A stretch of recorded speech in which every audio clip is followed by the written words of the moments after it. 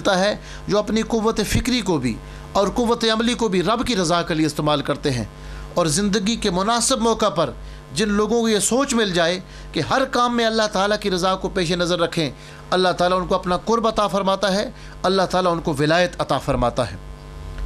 تو جو لوگ اللہ تعالیٰ کی تقسیم پہ راضی ہوتے ہیں، اللہ نے جو کچھ دیا اس پہ راضی ہوتے ہیں، وہ سکون کے ساتھ زندگی گزارتے ہیں۔ اور اللہ فرماتا ہے، اور اگر تو میری تقدیر کے ساتھ جھگڑے گا اور مخالفت کرے گا، میں دنیا کو تجھ پہ مسلط کر دوں گا، وہ تجھے خراب اور خستہ کر دے گی، اور تو کتوں کی طرح دروازوں پہ مارا مارا پھرے گا، مگر پھر بھی تجھ کو وہی ملے گا جو میں نے تیرے لیے مقدر کر دیا ہے۔ انسان کو اللہ تعالیٰ کی احکامات پر پابندی کا عمل کا حکم دیا گیا ہے۔ یہ ایک مسئلہ، ایک بہت اختلافی مسئلہ ہے، اور بڑی بڑی اس پر باتیں ہیں کہ بندے کو تقدیر پہ بھروسہ کر کے بیٹھ جانا چاہیے یا اللہ تعالیٰ کے احکام پہ عمل کرنا چاہیے۔ کچھ لوگ ایسے ہوتے ہیں جو تقدیر پہ بھروسہ کر کے بیٹھ جاتے ہیں، ہر چیز کو قدرت پہ ڈال دیتے ہیں۔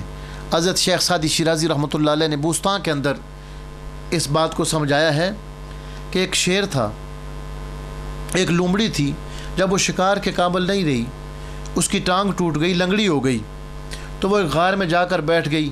ایک شیر جب شکار کر کے لاتا تھا، اس کے لیے بھی کچھ پھینک دیتا تھا، وہ کھا جاتی تھی۔ ایک بندہ وہاں سے گزر رہا تھا، اس نے جب یہ دیکھا تو اس نے کہا کہ اللہ تعالیٰ اس لومڑی کو اس غار کے اندر رزق دیتا ہے تو مجھے بھی تو رزق وہ دے گا۔ وہ بھی غار کے اندر جا کر بیٹھ گیا، کافی دیر تک وہ بیٹھا رہا، کافی دن اسے کھانے کے لیے کچھ نہ ملا۔ وہ تو یہ سوچتا تھا جس طرح شیر لومڑی کو آ کے دے جاتا ہے مجھے بھی کوئی دے جائے گا، لیکن بندہ ابتدا میں تھا، صاحب یقین نہیں تھا، صاحب ایمان کامل نہیں تھا۔ بھوک سے مرنے لگا تو ایک بزرگ تشریف لائے، انہوں نے فرمایا کیوں بھوک سے مر رہا ہے؟ اس نے کہا میں رزق کے انتظار میں ہوں، شیر جب آ کے لومڑی کو دیتا ہے تو مجھے بھی تو رزق مل جائے گا۔ انہوں نے فرمایا اے بندہ مومن، اللہ پہ یقین اور اعتماد علیحدہ چیز ہے، لیکن تیرا ایمان اور یقین ابھی اتنا نہیں ہے۔ تو کیوں ایک لومڑی بنا ہوا ہے؟ تو شیر بن، خود بھی کھا اور دوسروں کو بھی مار کے کھلایا کر۔ پچھلے دنوں میں ایک بندے نے سوال کیا کہ اللہ کی راہ میں دینے سے 10 گنا بڑھ جاتا ہے، تو اگر میرے پاس 1 لاکھ روپیہ ہو، میں اس کو کہیں کسی کاروبار میں لگانا چاہوں، تو اس کے بجائے اگر میں ایسا کروں کہ وہ 10 لاکھ اللہ کی راہ میں دے دوں تو کیا سال کے بعد مجھے 10 لاکھ مل جائے گا؟ تو میں نے یہی جواب دیا تھا کہ یقین ابراہیمی ہو تو پھر مل سکتا ہے۔ یقین بھی تو ابراہیمی ہونا چاہیے، جن لوگوں کے اندر یقین اور اعتماد ہوتا ہے۔ اللہ پاک نے قرآن حکیم کے اندر ارشاد فرمایا وَمَن يَتَّقِ اللَّهَ، جو اللہ تعالیٰ سے ڈرتا ہے، يَجْعَل لَهُ مَخْرَجًا، اللہ تعالیٰ اس کے لیے راستے خود آسان فرما دیتا ہے۔ جن کو اللہ تعالیٰ کی طرف سے تقوی نصیب ہو جاتا ہے، جو اللہ تعالیٰ سے ڈرتے ہیں۔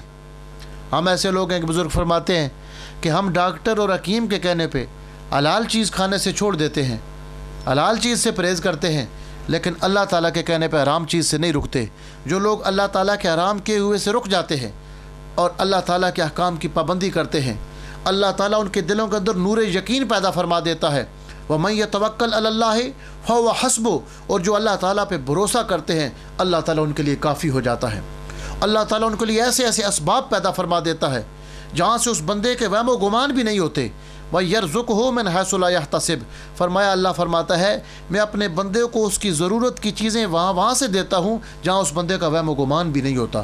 اس کو خود پتہ نہیں ہوتا کہ میرے پاس کہاں سے آ رہا ہے، لیکن شرط یہ ہے کہ تقوی ہو، اللہ کی ذات پر توکل ہو۔ اور توکل کیسے نصیب ہوتا ہے؟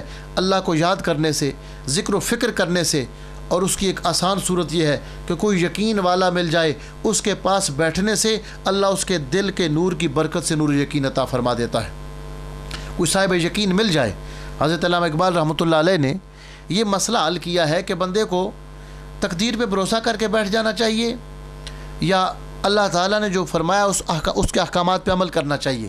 تو بڑی خوبصورتی کے ساتھ آپ نے سمجھایا، فرمایا کہ پابندی تقدیر کے پابندی احکام، یہ مسئلہ مشکل نہیں ہے مرد خرد مند۔ اے صاحب دانش اور اے سمجھدار انسان، یہ مسئلہ مشکل نہیں ہے کہ تقدیر پہ بھروسہ کر کے بیٹھ جائے یا اللہ کے احکام پہ عمل کرے۔ ایک آن میں 100 بار بدل جاتی ہے تقدیر، ہے اس کا مقلد ابھی ناخوش ابھی خرسند۔ تقدیر تو بدلتی رہتی ہے، ایک آن میں کئی مرتبہ تقدیر بدل سکتی ہے، لمحے میں تقدیر بدل سکتی ہے۔ اللہ پاک فرماتے ہیں یمحو اللہ ما یشاء ویثبت وعندہ علم الکتاب، کہ اللہ تقدیر میں سے جس کو چاہتا ہے لوح محفوظ سے مٹا دیتا ہے، جس کو چاہتا ہے باقی رکھتا ہے۔ اس کے قبضے میں ام الکتاب ہے، لوح محفوظ اس کے قبضے میں ہے، چاہے تو مٹا دے۔ تقدیر تو بدلتی رہتی ہے۔ اب جو تقدیر پہ بیٹھ جائے گا تھوڑی دیر خوش ہو جائے گا، تھوڑی دیر پریشان ہو جائے گا، تقدیر اچھی ہوئی تو خوش ہو جائے گا، تقدیر خراب ہو گئی تو پریشان ہو جائے گا۔ ایک آن میں 100 بار بدل جاتی ہے تقدیر، ہے اس کا مقلد ابھی ناخوش ابھی خرسند، تقدیر کے پابند نباتات و جمادات، مومن فقط احکام الہی کا ہے پابند۔ تقدیر کے پابند، تقدیر پہ بھروسہ کرنے والے تو یہ تو نباتات و جمادات ہیں، یہ درخت ہیں، یہ جڑیاں بوٹیاں ہیں، یہ تقدیر ان کو بڑھا رہی ہے تو بڑھ رہے ہیں، تقدیر ان کو جلا دیتی ہے اور جب خزاں آتی ہے تو خشک ہو جاتے ہیں۔ مومن کا کام یہ ہے وہ تقدیر کو نہ دیکھے، بس وہ دیکھے کہ رب نے اسے حکم کیا ارشاد فرمایا۔ اللہ تعالیٰ نے صاحبان عقل سے قیامت کا دن حساب ہوگا، چھوٹے بچوں سے حساب نہیں ہوگا اس لیے کہ وہ عقل ان کی پختہ نہیں ہوتی، پاگل سے حساب نہیں ہوگا کہ اس کی عقل نہیں ہوتی، جس کو اللہ نے شعور دیا ہے، جس کو اللہ نے عقل دیا ہے، عقل دی ہے اللہ تعالیٰ نے، جس کو فہم و فراست دی ہے، اس سے اللہ پاک حساب لے گا۔ اللہ تعالیٰ نے ہمیں سمجھ دی ہے، سچ اور جھوٹ کی پہچان دی ہے، حق و باطل کے تمیز کرنے کا فرق اللہ تعالیٰ نے یہ توفیق ہمیں عطا فرمائی ہے۔ اس لیے ہم سے پوچھا جائے گا تو اللہ تعالیٰ کے احکامات پہ جب بندہ عمل کرتا ہے تو اس کے نتیجے میں اللہ تعالیٰ اپنے بندے کو یقین کی دولت عطا فرما دیتا ہے۔ حضرت مجدد گولوی سیدنا پیر مہر علی خان صاحب رحمۃ اللہ تعالیٰ علیہ کا ایک واقعہ ہے۔ آپ شام کے وقت سیر کے لیے نکلا کرتے تھے، ساتھ کوئی باڈی گارڈ نہیں ہوتا تھا، تو ایک خادم نے عرض کیا کہ حضور کوئی باڈی گارڈ رکھ لیں، تو آپ نے فرمایا کہ ضرورت نہیں ہے، واللہ یعصمک من الناس، میرا رب خود میری حفاظت فرماتا ہے۔ اللہ پاک نے نبی کریم علیہ الصلوۃ والسلام کو فرمایا تھا واللہ یعصمک من الناس، اے محبوب دشمن سے میں آپ کو بچاؤں گا۔ اس آیت کریمہ کو اترنے سے پہلے نبی کریم علیہ الصلوۃ والسلام کے دروازے پہ ایک باڈی گارڈ صحابی ہوا کرتے تھے۔ جب یہ آیت اتری تو سرکار نے ان کی ڈیوٹی ختم کر دی، فرمایا جاؤ تم اپنا کام کرو، میری حفاظت کی ذمہ داری میرے رب نے اٹھا لی ہے۔ واللہ یعصمک من الناس، جب آپ نے یہ آیت پڑھی تو اس بندے نے کہا خذوا حذرکم، اللہ نے قرآن میں یہ بھی تو فرمایا ہے کہ اپنی حفاظت کا انتظام کیا کرو، تو آپ نے فرمایا کہ جہاں یہ آیت ہے وہاں یہ بھی تو آیت ہے واللہ یعصمک من الناس، اے محبوب دشمن سے آپ کو بچاؤں گا، آپ کی حفاظت کروں گا۔ بندہ پڑھا لکھا تھا، اس نے کہا حضرت اللہ پاک نے فرمایا حضور سے واللہ یعصمک من الناس، اے محبوب میں آپ کو دشمنوں سے بچاؤں گا۔ یہ جو کاف ضمیر مخاطب ہے اس سے نبی کریم علیہ الصلوۃ والسلام کی ذات مراد ہے، ساری امت کے ساتھ اور سارے لوگوں کے ساتھ تو وعدہ نہیں ہے، یہ تو اللہ تعالیٰ نے حضور سے وعدہ کیا تھا واللہ یعصمک، یعصمکم نہیں ہے کہ سب کے ساتھ ہو، یہ تو یعصمک حضور سے اللہ فرما رہا ہے اے محبوب میں آپ کی حفاظت فرماؤں گا، یہ سب کے ساتھ وعدہ نہیں ہے۔ تو آپ نے بڑا خوبصورت جواب دیا، فرمایا تمہیں پتہ نہیں ہے میں بھی تو اسی کاف کی اوٹ میں رہتا ہوں، ہم بھی تو اسی کاف کی اوٹ میں رہتے ہیں، ہمارا اس ذات کے ساتھ تعلق ہے، ہمارا خون اس ذات کے ساتھ ملتا ہے، ہم سرکار کی ذات سے جدا نہیں ہیں۔ آل نبی کو ذات نبی سے جدا نہ جان، ہر موج کا وجود سمندر کے ساتھ ہے، جس طرح ہر موج کا سمندر کے ساتھ تعلق ہوتا ہے، حضور کی اولاد کا حضور کے ساتھ تعلق ہے۔ فرمایا جو وعدہ اللہ نے سرکار سے فرمایا ہے، حضور کی وساطت سے اللہ نے وہ وعدہ ہمارے ساتھ بھی فرمایا ہوا ہے، ہم بھی اسی کاف کی اوٹ میں رہتے ہیں۔ تو اللہ تعالیٰ کی ذات پر یقین، اللہ کی ذات پر اعتماد، یہ بہت بڑی چیز ہے۔ اللہ تعالیٰ میں ایمان کامل اور یقین کامل عطا فرمائے۔ ایک چھوٹا بچہ تھا تو لوگ بارش کے لیے دعا مانگنے کے لیے میدان کی طرف جا رہے تھے، تو وہ بچہ جب گھر سے نکلنے لگا تو اپنی ماں سے چھتری مانگتا ہے، کہتا ہے ماں چھتری دے، ہم جا رہے ہیں۔ تو ماں نے کہا دھوپ لگی ہوئی ہے، آپ چھتری کو مانگ رہے ہیں؟ اس نے کہا اماں جی بارش کے لیے دعا مانگنے جا رہے ہیں، واپسی پہ ہم بھیگ نہ جائیں، واپسی پہ جو بارش ہو جائے گی بھیگ جائیں گے۔ اس بچے کو کتنا یقین تھا کہ ہم جو دعا کریں گے اللہ ہماری دعا کو قبول فرما لے گا۔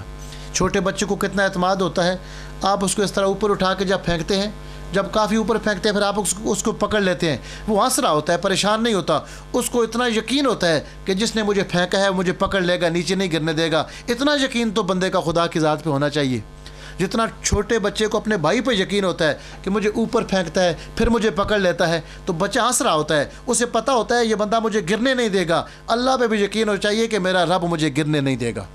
لیکن یہ یقین عبادت اور ریاضت کے ساتھ ذکر و فکر کے ساتھ آتا ہے، اللہ کی ذات سے تعلق رکھنے کے ساتھ آتا ہے۔ جو لوگ روزانہ اللہ تعالیٰ کے لیے تنہائی میں وقت نکالتے ہیں، اللہ ان کو یقین کہ یہ دولت عطا فرماتا ہے۔ حضرت شیخ عبد القادر عیسیٰ شاذلی رحمۃ اللہ علیہ ایک بزرگ گزرے ہیں، وہ آپ فرماتے ہیں کہ اس دولت کے لیے روزانہ کوئی نہ کوئی تنہائی کا وقت اللہ کے لیے نکالو، چاہے 10 منٹ نکالو، آدھا گھنٹہ نکالو۔ اور تنہائی کا کیا معنی ہے؟ ضروری نہیں ہے کہ تم جنگل میں ہی چلے جاؤ۔ تنہائی یہ ہے کہ کسی ایسے مقام پر تم بیٹھ جاؤ جہاں نہ کسی کے آنے کا انتظار ہو اور نہ ہی کسی کے آنے کا ڈر ہو۔ اس وقت اللہ تعالیٰ کو تنہائی میں یاد کرو، اپنے آپ کو رب کے سامنے پیش کرو، رب کے ساتھ تنہائی میں باتیں کرو، مناجات کرو۔ یہ چند دن کر کے دیکھو، اللہ تمہیں یقین کی دولت کا آغاز فرما دے گا، تمہارے دل کے اندر وہ یقین اور نور آنا شروع ہو جائے گا۔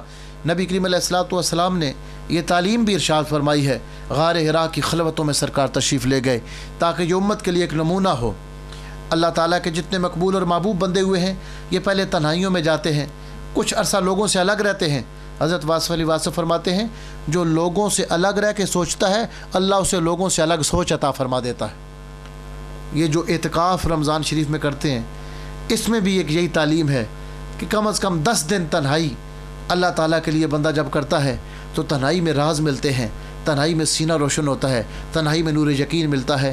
تو روزانہ کوئی نہ کوئی ایسا بندہ مومن کو وقت ایسا نکالنا چاہیے جس میں اپنے آپ کو اپنے رب کے سامنے پیش کرے، اپنے رب سے مناجات کرے، اس تنہائی میں اپنے رب کے ساتھ اپنے معاملات کو شیئر کرے، اپنے رب کے سامنے اپنے معاملات کو پیش کرے، تو اللہ تعالیٰ کے ساتھ ایک تعلق ہو جاتا ہے، اللہ تعالیٰ کی محبت دل میں آتی ہے، اس سے نور یقین اور توکل کی دولت پیدا ہوتی ہے۔ اللہ پاک ہمیں توکل اور یقین کی دولت نصیب فرمائے۔ وما علینا الا البلاغ۔